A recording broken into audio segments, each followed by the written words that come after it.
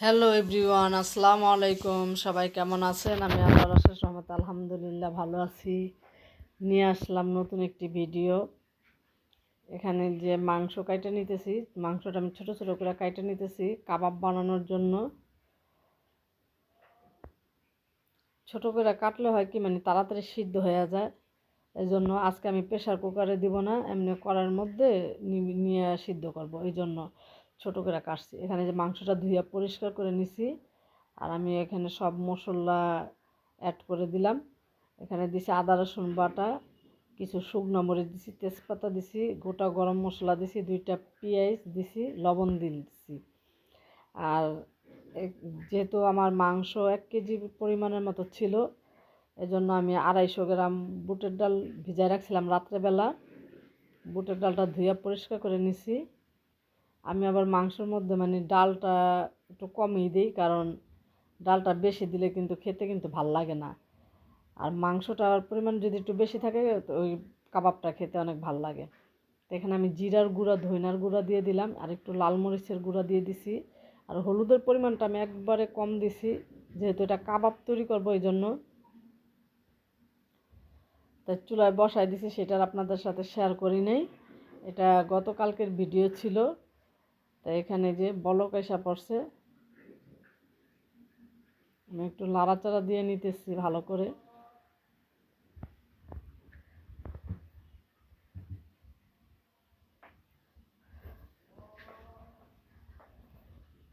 আমি আবার মাঝে মধ্যে এইভাবে কাবাবটা বানাই, ফ্রোজেন করে রাখি। ফ্রোজেন করলে হয় কি দেখা যায় যে অনেক সময় রান্না বান্না করতে ইচ্ছা না করলেও দেখা যায় কাবাব ভাইজা দিলে বা ডাল রান্না করা থাকলে খাওয়া হয়ে যায়।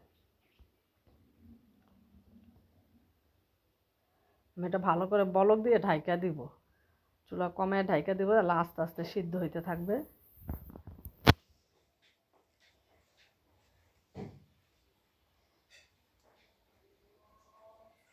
এই যে কাবাবটা হয়ে যাওয়ার পর সেটার আপনাদের সাথে শেয়ার করি নাই।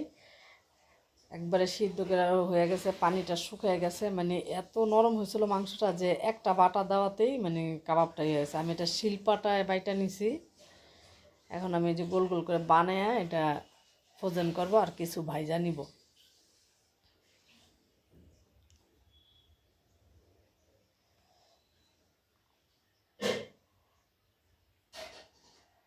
দেখা যায় কি ফ্রোজেন করা থাকলে দেখা যায় অনেক সময় মানে সন্ধ্যার নাস্তাটা দেওয়া যায় মেয়েকে।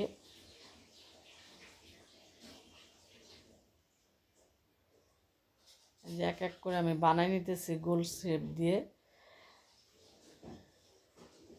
আমার কিন্তু অনেক সময় লাগছিল এতগুলা কাবাব বানানোর জন্য, অনেক সময় নিয়ে করতে হয়েছে।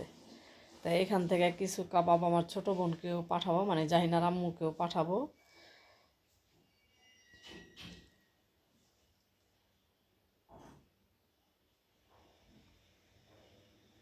আমার এই ভিডিওটা যদি ভালো লাগে আমার চ্যানেলটাকে সাবস্ক্রাইব করে দিন, বেল আইকনটা টিপ দিতে ভুলেন না, লাইক করেন, কমেন্ট করেন এবং বেশি বেশি শেয়ার করে দিন যে যেখান থেকে দেখতেছেন। আর কি ধরনের ভিডিও চান সেটা কমেন্টের মাধ্যমে জানায়েন। যে এগুলো বানানোর পরে মানে প্রায় সন্ধ্যা হয়ে গেছে, কারণ একা একা বানাইছি তো অনেক সময় লেগে গেছে। পরে সন্ধ্যার পরে মেয়েকে একটু ভাইজা দেওয়ার দিতেছি নাস্তার জন্য।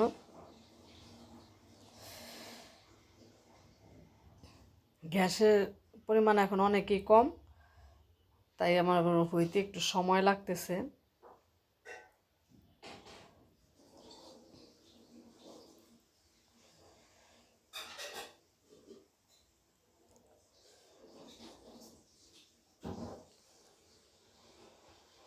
আমি এক পিঠ ভাজা হয়ে গেছে পর একটু লাল হয়েছে পর উল্টাই দিছিলাম সবগুলো।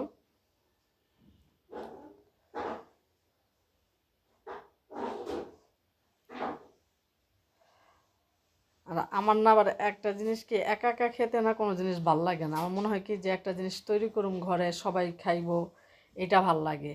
ওই যে উপরে দেখা যায় আমার 2 দেবর থাকে, তাদেরও দিই আমি। এখন ভাজতেছি একটু বেশি পরিমাণে, ওদের ঘরেও পাঠাবো এই জন্য।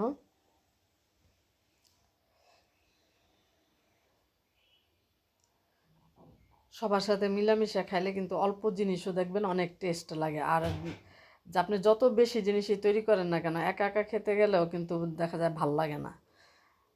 আর সবার সাথে বসে যদি দেখা যায় যে মানে এক পিসও পাওয়া যায়, তাহলে সেইটাই কিন্তু অনেক মজা। কাবাবের সাথে আবার একটু সালাদ বানাইলে আরও ভাল লাগে, কাঁচা পেঁয়াজ দিয়ে আর কাঁচামরিচ দিয়ে চিকন করে কাইটা যদি সালাদ বানানো যায় সেটাও ভালো লাগে, কিন্তু আমার মেয়ে পছন্দ করে না, এই জন্য আমি আর কাঁচা পেঁয়াজের সালাদটা তৈরি করি নাই।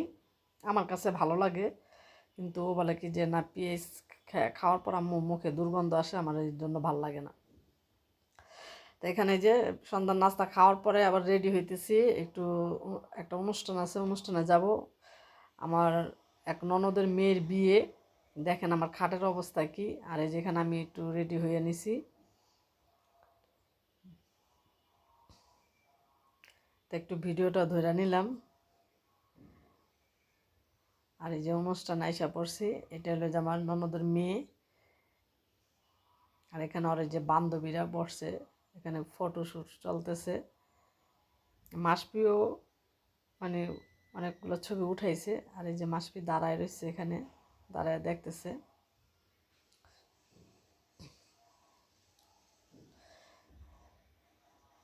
মাশাল্লাহ অনেক ভালো লাগতেছে। আর এটা হলো আমার এক দেবর আর দেবরের ওয়াইফ, ওদের দুজনকে মাশাল্লাহ অনেক সুন্দর লাগতেছে।